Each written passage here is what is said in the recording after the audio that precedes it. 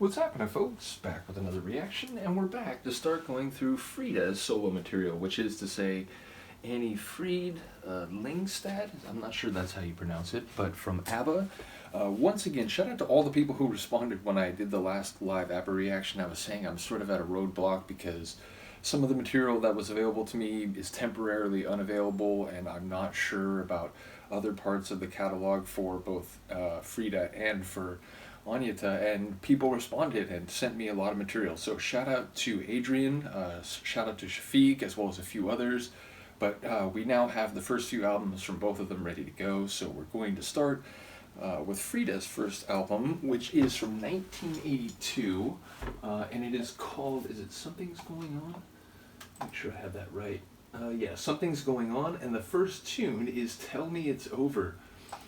It's a phrase that suggests the person being spoken to has a better perspective, whether intentionally for the speaker or otherwise, meaning it could be they're just not in a position to tell what's going on, and so they're seeking confirmation. And the nature of the phrase, it's a bit ambiguous, but my inclination would think they want it to be over. Whatever's happening does not seem desirable, so please tell me it's over.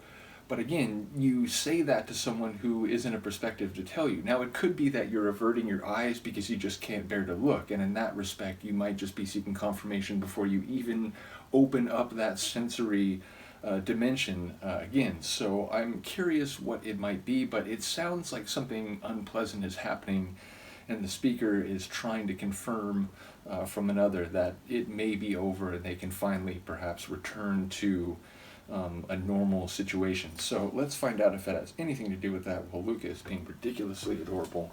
This is Frida from her debut album Something's Going On, 1982, and the opening track is Tell Me It's Over.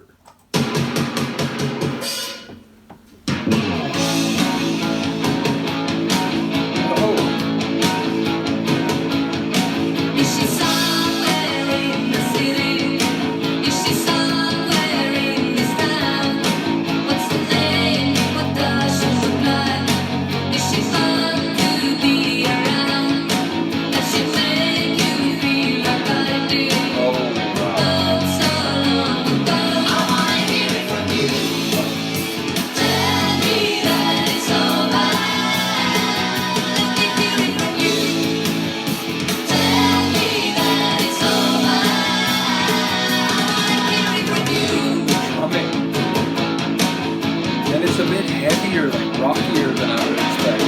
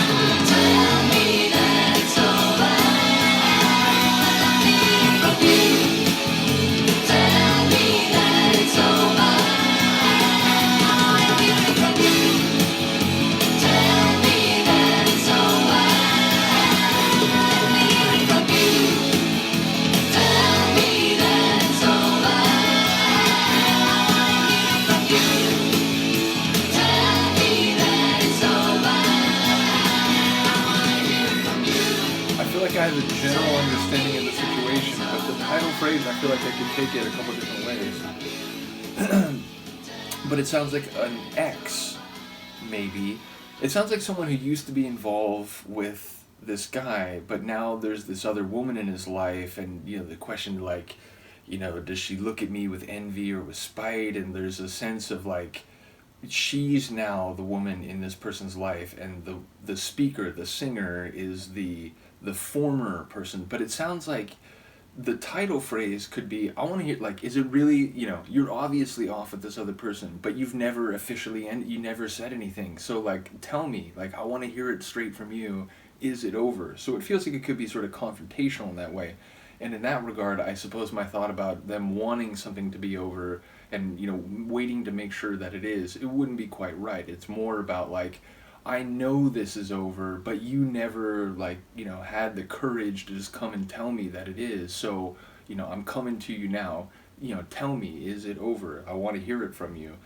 But I could, like, conceive of a scenario where it's a bit different of a meaning, in that it's a longer ago relationship. The guy's now with this other woman officially or formally, and then maybe there's this sense that, like, the whether through spite or through maybe an idea that there could be some rekindling, they want to know that it's over between the guy and this other woman. I feel like that's the less likely interpretation. I feel like the first one is much more likely based on what I heard. But again, I felt like the title phrase, it could still go either way. And in that second interpretation, it would more fit with the idea of, like, you don't really want to know about it other than it's over, and then you could maybe pay attention and deal with the situation again. So, but either way, as I said, my inclination is toward the former explanation.